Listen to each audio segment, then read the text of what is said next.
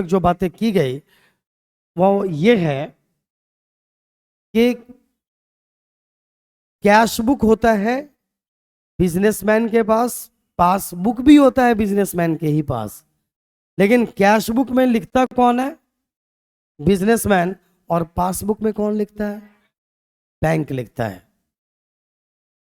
Cash book में businessman लिखता है, पासबुक में बैंक लिखता है।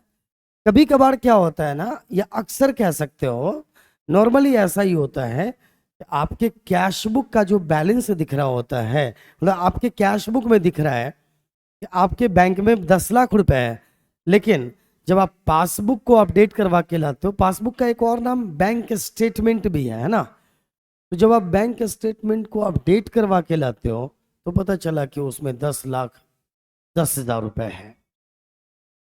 ये 10,000 क्यों बढ़ गया? या ये भी हो सकता है 9,90,000 आ जाए, 9,95,000 आ जाए। तो ये बैलेंस क्यों बढ़ गया या घट गया? इसके कुछ स्वाभाविक से कारण होते हैं, नॉर्मल कॉजेज हैं इसके पीछे। और कारण के क्यों डिफरेंस में क्यों आ गया, यानी ये डिफरेंस आया क्यों, इसका ही कारण पता करने के लिए हम क्या बनाते हैं? बैंक रिकंसिलिएशन स्टेटमेंट बनाते हैं। अब कॉजेज ऑफ डिफरेंस क्या है? जैसे कि एग्जाम्पल के तौर पर एक कस्टमर ने डायरेक्ट बैंक में पैसा जमा कर दिया, हमारे खाते में पैसा डिपॉजिट किया।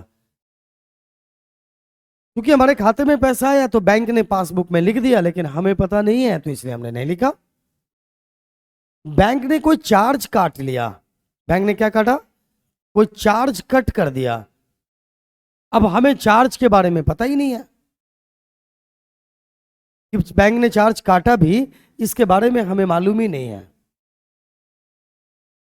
जब हमें मालूम ही नहीं रहेगा तो हम बैंक में कैसे लिखेंगे भाई अपने कैश बुक में? तो ऐसी स्थिति में क्या हुआ ना कि बैंक ने क्या कर दिया? चार्ज कम किया, चार्ज काटा तो पासबुक को घटाया, लेकिन हमें मालूम नहीं था इसलिए हमने कैश बुक नहीं घटाया। और भी कारण है, हमने चेक इशू किया, जैसे ही मैंने चेक इशू किया हमने अपने कैश बुक को घटा लिया, लेकिन वो पेमेंट लेने अभी गया नहीं, क्योंकि 3 महीने का टाइम होता है एक चेक का पेमेंट लेने का। वो सोचता है चलो 1-2 महीने बाद ही ले लेंगे। अब जब वो गया चेक जमा करने 3 महीने बाद, लेकिन जब तक वो हमने पासबुक को अपडेट करवाया तब तक क्या था? अब तक वो जमा नहीं किया था, तो पासबुक बढ़ा हुआ रहेगा या घटा हुआ रहेगा? बढ़ा हुआ रहेगा, हमारा कैश बुक घटा हुआ है। इसी तरह से और भी कॉजेस है, ये सारी बातें हम लोग अब तक पता कर चुके थे। अब अगली बात, ये इस पर डिस्कशन हो चुका था ना, अब अगली बात और जो डिस्कशन किया था 2 मिनट में और भी कंफर्म कर दूं। कैश बुक का डेबिट बैलेंस पॉजिटिव होता है, लास्ट लेक्चर में इसी बात पे फोकस किया था हमने, और उसका क्रेडिट बैलेंस क्या होता है? निगेटिव होता है। उसी तरह से पासबुक का डेबिट बैलेंस नेगेटिव होता है और पासबुक का क्रेडिट बैलेंस पॉजिटिव होता है। इसका कारण सीधे यही है कि कैश बुक में हम खुद लिखते हैं, पासबुक में बैंक मेरे लिए लिखता है, तो उल्टा तो होगा ही ना। एम आई राइट? ओके, अब आइए, इसको तुम इस तरह से लिख सकते हो, 2 आदमी आमने सामने बैठा है, तो मेरा राइट हैंड ये है, तो जो सामने बैठा है उसका राइट हैंड इस तरफ आएगा, आएगा नहीं आएगा? बस इसी से समझो कि चूंकि एक बुक में हम लिखते खुद हैं, दूसरा में बैंक लिखता है, तो जो इसका डेबिट होगा उसका क्रेडिट, जो उसका क्रेडिट होगा इसका। Any problem? ओके, अब यहां पर हम अब आपको बताते हैं कि करना क्या होता है। बैंक रिकंसिलिएशन स्टेटमेंट का जस्ट यही फॉर्मेट है। बैंक रिकंसिलिएशन स्टेटमेंट ऑफ जिस भी कंपनी का बना रहे हो उसका नाम लिख दो, और यहां लिख दो एज ऑन, कब बना रहे हो? 31 दिसंबर को, तो 31 दिसंबर लिख दो। 31 मार्च बना रहे हो तो 31 मार्च लिख दो।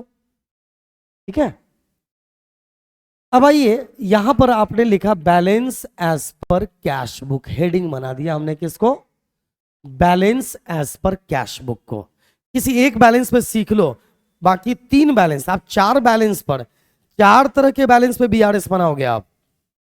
बैलेंस से 4 हो गया ना? कैसे? Debit balance of cash book, credit balance of cash book, debit balance of passbook, credit balance of passbook. तो बैलेंसेस कितने हैं हमारे पास? बोलो बोलो, there are 4 different balances we have. तो एक बैलेंस पे पहले सीखो, बाकी के 3 में क्या करेंगे दिमाग लगाने की जरूरत नहीं है। अगर debit balance as per cash book है, देखो यहां पर सिर्फ बैलेंस लिखा हुआ है ना, देखो देखो क्या लिखा हुआ है यहां पर बैलेंस। मैंने लास्ट लेक्चर में इस पर डिस्कशन कर लिया कि सिर्फ बैलेंस लिखा होगा तो क्या मानेंगे, पॉजिटिव बैलेंस या नेगेटिव बैलेंस।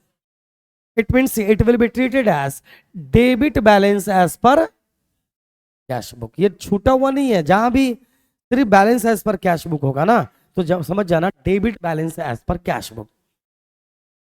अब हमारे कैश बुक के अकॉर्डिंग जो बैलेंस आ रहा है इसे जो यहां पे लाके लिख दो सीधे आउटर कॉलम में। अमाउंट का 2 कॉलम रख सकते हो या सीधे ही आप inner column outer column use कर सकते हो, कोई दिक्कत नहीं है। लिख दिया। मान लो सपोज करो ये 10,000 है, balance as per cash book कितना है मान लो, ये यहां लिख दो 10,000। अब देखो यहां पर कुछ आइटम को ऐड किया गया और कुछ को क्या किया गया है, लेस किया गया है। अब किन आइटम्स को ऐड किया गया है और किन को लेस, उसी अकॉर्डिंगली हम लोग अब डिसीजन लेने वाले हैं। उसको थोड़ा सा आप विचार विमर्श कीजिएगा बड़ी गहनता से। क्या जोड़ेंगे, पहले एक बात समझ लीजिए, जिसका बैलेंस दिया गया है, ये लाइन सुनिएगा बार बार, जिसका बैलेंस दिया गया है उसी को घटाएंगे या बढ़ाएंगे दूसरे के बिहाफ पर। या ऐसे समझो, वो बढ़ा हुआ है तो इसे बढ़ा देंगे, वो घटा हुआ है तो इसे घटा देंगे। अब यहां पर वो का मतलब कौन है, हमारे पास क्या है, तो वो का मतलब क्या है, पासबुक। अगर कैश बुक का डेबिट बैलेंस है तो सीधा याद रखो वो बढ़ा हुआ है इसे बढ़ा दो, वो घटा हुआ है तो इसे घटा दो, वो का मतलब पासबुक। तो पासबुक बढ़ा हुआ है ना तो इसे भी बढ़ा दो। कैश बुक, अगर पासबुक घटा हुआ है तो इसे घटा दो, इसे का मतलब कौन सा बुक, फिर से सुनो, वो बढ़ा हुआ है, वो बढ़ा हुआ है तो इसे बढ़ा दो। देखो उसके जैसा पोजीशन इसको बना दो, समझे। जैसे तुम्हारे किसी दोस्त ने बाल मुड़वा लिया तो तुम भी मुड़वा लो, ठीक है। वो जैसा सिचुएशन है उसका, है ना, वैसा सिचुएशन अपनी बना लो। बात समझ लो, जैसा वो वैसे तुम हो जाओ। तो उसी तरह वो का मतलब इस कोने में लिख देता है जानबूझकर, वो का मतलब पासबुक मान लो। वो का मतलब क्या है यहां पर, पासबुक। वो भरा हुआ है इसे भरा दो, वो घटा हुआ है इसे घटा दो, वो का मतलब। अच्छा अगर यहां पर पासबुक रहेगा तो वो का मतलब, वेरी गुड। तो तुम देख लो इस ट्रांजैक्शन की वजह से वो बढ़ गया तो इसे बढ़ा दो, जो वो जैसा है वैसा इसको बना दो। मैंने जानबूझ के एग्जांपल दे दिया, तुम्हारे दोस्त ने सर मुड़वा लिया तुम भी मुड़वा लो, बाल खत्म खत्म कर लो, समझ लो। तुम्हारे एक दोस्त ने अपने आप को एक चांटा लगाया तुम भी लगा लो।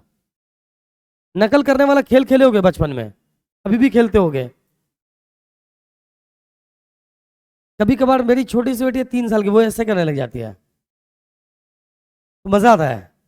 वो जैसा वैसे इसको बना दो। तो आप गौर कीजिए, कह रहा है check issued but not presented for payment. तुम्हारे पास बैलेंस किसका है,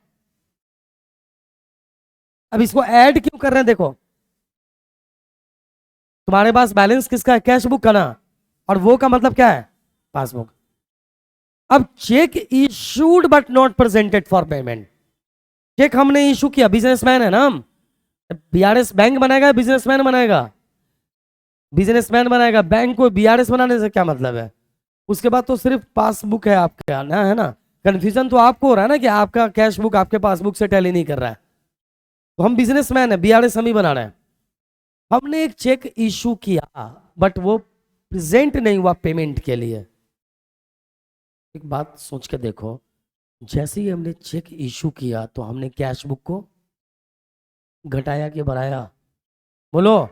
हमने चेक कैश बुक को क्या किया, घटाया, लेकिन पासबुक तो नहीं घटाना। तो इस घटना की वजह से या इस ट्रांजैक्शन की वजह से बताओ पासबुक बढ़ा हुआ है कि घटा हुआ है? बढ़ा हुआ है।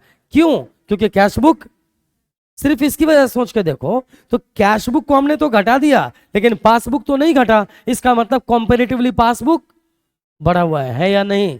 100% ऐसा ही है। तो हम क्या करेंगे, हमने क्या कहा, वो बढ़ा हुआ है तो इसे क्या कर देंगे, बढ़ा देंगे। इसलिए यहां पर ऐड कर दिया गया check issued but not presented for payment. समझ लो, तो अगर चेक इशूड पर but not presented for payment है तो ये क्या किया जाएगा, ऐड किया जाएगा। चेक इशूड बट नॉट कैस बात बराबर है। आइए इंटरेस्ट, ये तीनों बात बराबर है। इंटरेस्ट क्रेडिटेड, अच्छा इंटरेस्ट कौन देता है, बैंक। इंटरेस्ट क्रेडिट कौन करेगा, बैंक। बैंक ने क्रेडिट कहां पर किया, पासबुक में। इसका मतलब हमने अपने कैश बुक में अब तक नहीं लिखा। तो बताओ इस घटना की वजह से पासबुक बढ़ा हुआ है कि घटा हुआ है, इसलिए हमने भी क्या कर दिया, बढ़ा दिया। फिर वो डायलॉग बताओ, वो बढ़ा हुआ है तो इसे बढ़ा देंगे। मेरे साथ बोलो, वो बढ़ा हुआ है तो इसे बढ़ा देंगे, और वो घटा हुआ है तो इसे घटा देंगे। अच्छा सुनो, एक एग्जांपल लेते हैं।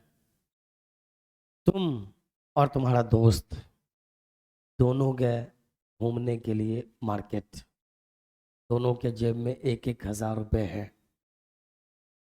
एक व्यक्ति सहायता के लिए आपसे पैसे मांगने लगा, आपने उसको 100 रुपये दे दिया। मान लो आप हो ए और आपका दोस्त है बी, आपने 100 रुपये दे दिया। इस घटना की वजह से कौन बढ़ा हुआ है, बी बढ़ा हुआ है कि नहीं? क्योंकि तुमने 100 रुपये दे दिया तो तुम्हारे पास कितना पैसा बचा, और तुम्हारे दोस्त के पास कितना, 1,000। एकदम बच्चे वाली बात है कि नहीं, बढ़ा कौन है घटा कौन है देखना। चलो अगली बात, चलो अब फिर 1,000 लेके तुम दोनों दोस्त गए थे, अचानक में तुम्हारे भैया मिल गए, तुम ए हो, उन्होंने कहा कहाँ जा रहे हो, तुमने कहा मार्केट जा रहे हैं ऐसे ही शॉपिंग वॉपिंग करने, तुम्हारे भैया ने भी तुम्हें 500 रुपये और दे दिया। बताओ कौन बढ़ा हुआ है? छोटे बच्ची जैसी बात नहीं है कि डिसाइड कर लें। अब इंटरेस्ट क्रेडिट कौन करता है, बैंक, हाँ या ना? तो बैंक लिखता कहां पर है, तो पासबुक तो बढ़ा दिया बैंक ने। बैंक ने क्या कर दिया, पासबुक बढ़ा दिया, लेकिन कैश बुक तो नहीं बढ़ा। तो इस घटना की वजह से क्या बढ़ा हुआ है, पासबुक बढ़ा हुआ है। तो तुम भी क्या करो, किसको बढ़ाओगे, कैश बुक को बढ़ा दो, बराबर पे आ जाएगा। रिकंसाइल करना इसी को कहते हैं। चलो आइए,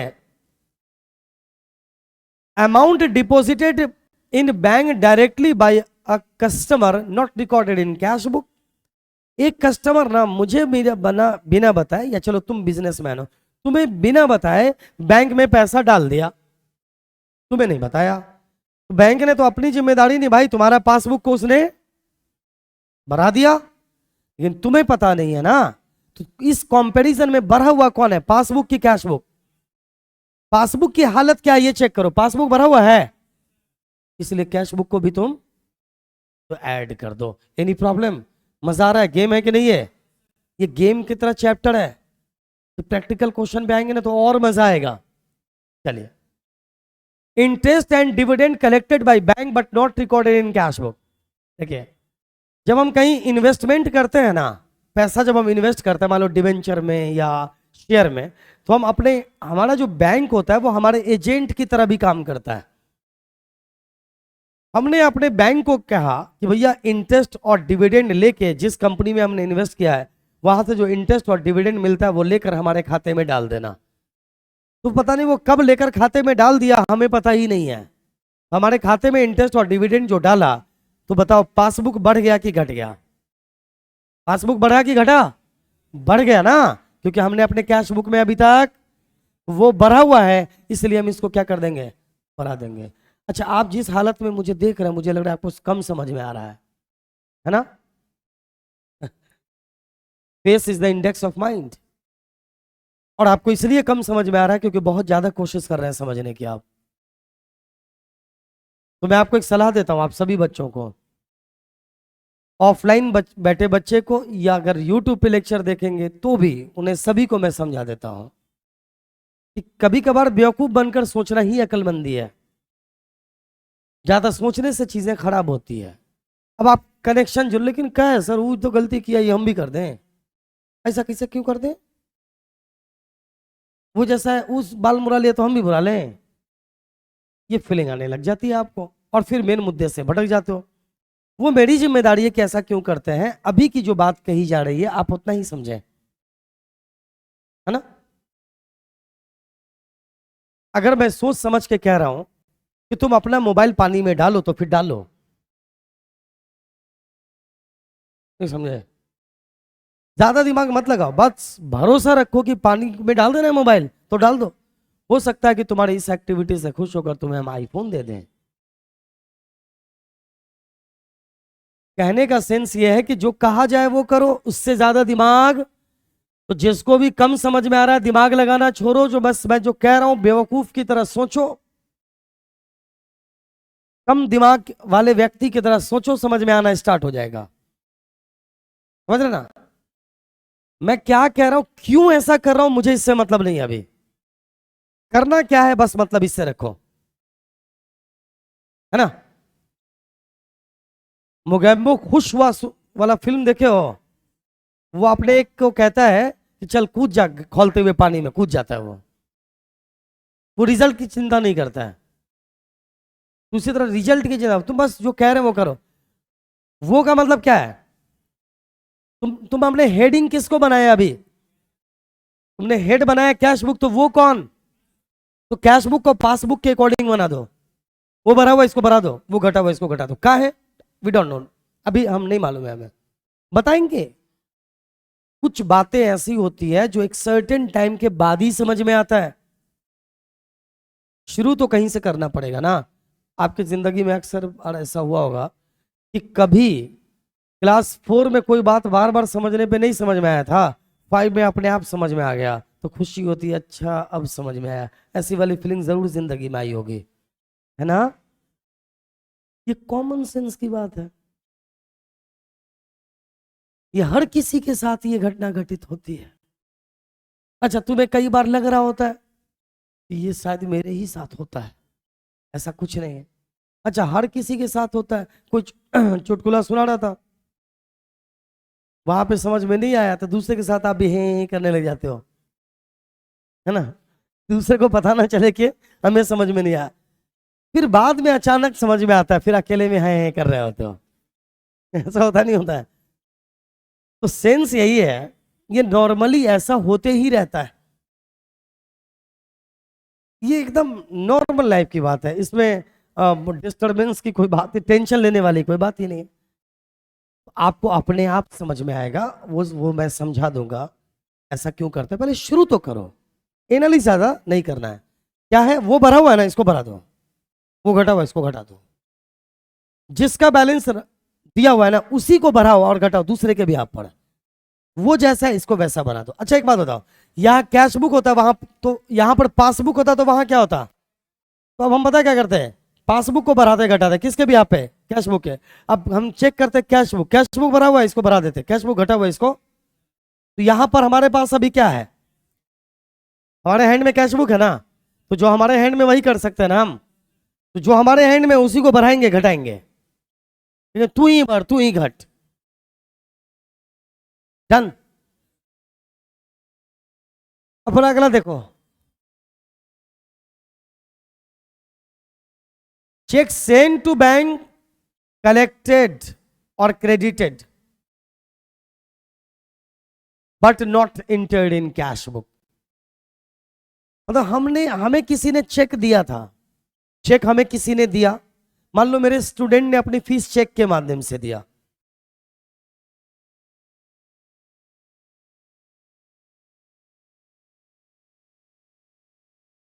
हमने इसको बैंक में भेज दिया, बैंक में हमने, लो भैया बैंक में भेज दिया, और हमने कहा कि जरा सा डाल दो हमारे खाते में। चेक को जब हम बैंक भेजते हैं, चेक को बैंक भेजते हैं तो चेक को बैंक लेकर क्या करता है, जिसने हमें चेक दिया है उसके बैंक से वो कंसल्ट करता है, कहता है भैया आपके ग्राहक ने मेरे ग्राहक को चेक दिया है, थोड़ा सा देखना तो उसके खाते में पैसा है कि नहीं, उस खाते से पैसे निकाल कर थोड़ा सा हमारे कस्टमर के खाते में डाल दो।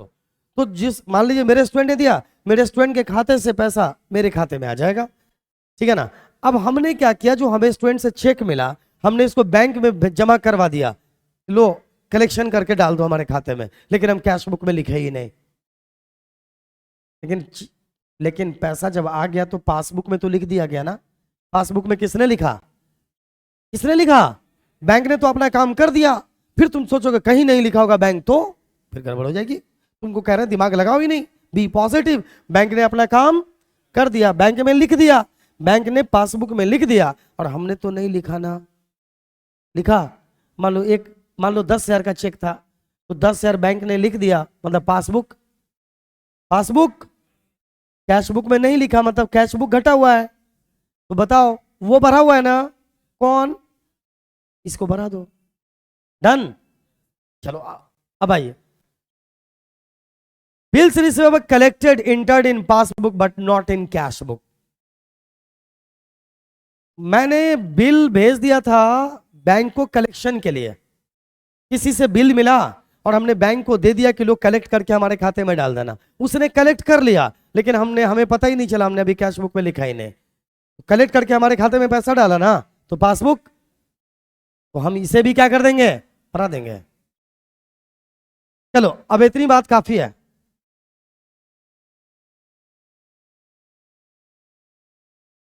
Check issued return on technical ground, ये भी वही बात है। अब आइए नेक्स्ट पॉइंट पढ़ाते हैं, अब लेस करने वाले आइटम्स पढ़ाते हैं, बस अगला 1-2 मिनट और देखेंगे, समझ में आ जाएगा। Cheque deposited into bank but not collected और collected after the date of reconciliation. इतना लंबा मत जाओ, वैसे समझो। चेक डिपॉजिट का मतलब होता है, ध्यान से समझो, मैं ना पहली बार इसको जब पढ़ने की समझने की कोशिश कर रहा था अपने बचपन में ना, तो इसका डिफरेंस कई बार मैं मिस कर जाता था। चेक डिपॉजिट मतलब जमा करना, डिपॉजिट मतलब तो चेक को हमने जमा किया, मतलब वो चेक हमें किसी और से मिला होगा और हमने बैंक में कहा, बैंक को कहा लो हमारे खाते में पैसा डालो। चेक इशू का मतलब हम किसी को अपना चेक दे रहे हैं, इशू कर रहे हैं मतलब क्या, हम किसी को अपने खर्च के लिए खुद का चेक दे रहे हैं। तो चेक इशू करने से हमारा कैश बुक बढ़ेगा कि घटेगा, कैश बुक की बात कर रहे हैं हम अभी, कैश बुक हमारे पास है। जैसे हम चेक इशू करेंगे, किसी को चेक देंगे मान लो 1 लाख का, तो कैश बुक को बढ़ा लेंगे कि घटा लेंगे, घटाएंगे, कैश बुक तो घटाएंगे ना यार। अच्छा, चेक अगर बैंक में जमा करवाएंगे तो कैश बुक को क्या करेंगे, बढ़ा लेंगे। अब हुआ क्या, चेक डिपॉजिटेड इनटू बैंक, या सेंड टू बैंक भी हो सकता है, चेक सेंड टू बैंक हो सकता है, डिपॉजिटेड। अब चेक को हम सेंड क्यों करेंगे बैंक में, चेक सेंड टू बैंक का मतलब क्या हुआ, हमने चेक बैंक भेजा, क्यों भेजा, भैया चेक को बैंक में क्यों भेजा होगा, हमने बैंक मैनेजर को चिट्ठी लिखा होगा, ये ले चेक, इसकी माला पहन के डांस करना। अब चेक भेजने का मतलब ही होता है कि इस पैसे को मेरे खाते में डाल दो, राइट। तो वही हुआ डिपॉजिट, वही हुआ सेंड। तो जैसे ही हमने चेक बैंक में भेजा, हमने फट से अपने कैश बुक को बढ़ाया, नहीं बढ़ाया, अरे बढ़ाना चाहिए नहीं बढ़ाना चाहिए, हाँ भैया चेक भेजेंगे तो हमें पता हो जाएगा ना कि हमारे खाते में इतना पैसा गया, बस हमने अपने कैश बुक को बढ़ा लिया, लेकिन वो कलेक्ट नहीं हो पाया बैंक से। क्यों, हो सकता है कि टाइम डेट एक्सपायर कर गया हो सकता है सिग्नेचर मैच ना किया हो सकता है कि जिस स्टूडेंट ने हमें पैसा दिया उसके खाते में ही पैसा ना हो, किसी भी वजह से बैंक कलेक्ट नहीं किया, तो इसका मतलब बैंक का पासबुक बढ़ा हुआ है कि घटा हुआ है, हाँ घट गया ना यार। हमने कैश बुक तो बढ़ा लिया लेकिन बैंक ने पासबुक नहीं बढ़ाया, इसका मतलब पासबुक घटा हुआ है, हम भी इसको क्या कर देंगे, घटा देंगे। अब मुझे लगता है कि जब से बेवकूफ की तरह सोचना बच्चे स्टार्ट किए होंगे, उनको अब समझ में आने लग गया होगा। Am I right? आ रहा है नहीं आ रहा है? आ रहा है समझ में ना? अब आपका दिमाग काम करेगा। ठीक है, देखिए, cheque paid in but not credit by bank, same चीज है, ये सभी लैंग्वेज चेंज है। Cheque paid into bank but dishonoured, वही लैंग्वेज सेम है। अब आइए, bills receivable deposited for collection but dishonoured, और bills receivable discounted but dishonoured on representation. देखिए, हमने एक बिल्स रिसीवेबल जानते हो ना, हमें किसी ग्राहक ने बिल दिया, हमने बैंक को में जमा कर दिया कि उस ग्राहक से पैसा लेकर हमारे खाते में डाल देना। ड्यू डेट के अकॉर्डिंग हमने क्या किया कि अपने कैश बुक को क्या कर लिया, बढ़ा लिया। क्यों? हमें तो लगा कि भैया पेमेंट हो ही जाएगा, लेकिन हुआ क्या कि उस बिल का डिसऑनर हो गया, पेमेंट किया ही नहीं। आपने तो अपना कैश बुक बढ़ा लिया, लेकिन बैंक तो तभी बढ़ाएगी ना जब उसके खाते में कैश आ जाएगा, हाँ या ना? यस। इसका मतलब पासबुक क्या है, घटा हुआ है, तो इसे भी क्या कर देंगे, घटा देंगे। बस एक दो पॉइंट और कंसेप्ट आपका क्लियर। बैंक चार्ज या बैंक कमीशन या इंटरेस्ट ऑन ओवरड्राफ्ट, बैंक जब कोई चार्ज काटती है ना, वो आपको पहले फोन करती है कि रेडी हो जाओ, कैश बुक हाथ में लेकर, हम चार्ज काटने ही वाले हैं। या बैंक का मैनेजर सुबह सुबह आपके घर पे आके नॉक करते हैं कि ऐसा है, आज तैयार रहिएगा, हम चार्ज काटने वाले हैं। ऐसा कुछ नहीं होता। बैंक अपना चार्ज काटती है, बस पहले बताती नहीं है। वो आपको जब अकाउंट ओपन कर तो उसी वक्त बता दिया जाता है कि हमारा ये टर्म्स एंड कंडीशन है। अब बैंक ने कोई चार्ज काटा, बहुत सारे चार्ज हो सकते हैं। हो सकता है मिनिमम बैलेंस को आपने मेंटेन नहीं किया इसलिए चार्ज काटा, है ना? और भी चार्ज, SMS फैसिलिटीज दे रही है इसलिए चार्ज काटा, आपने चेक बुक लिया इसलिए चार्ज काटा, आपने डेबिट कार्ड ले लिया इसलिए चार्ज काटा, और भी बहुत सारे काम होते हैं बैंक के, वो उसने आपका चार्ज काट दिया। काटा जैसे पासबुक को घटा दिया, पासबुक घट गया, अरे हाँ या ना?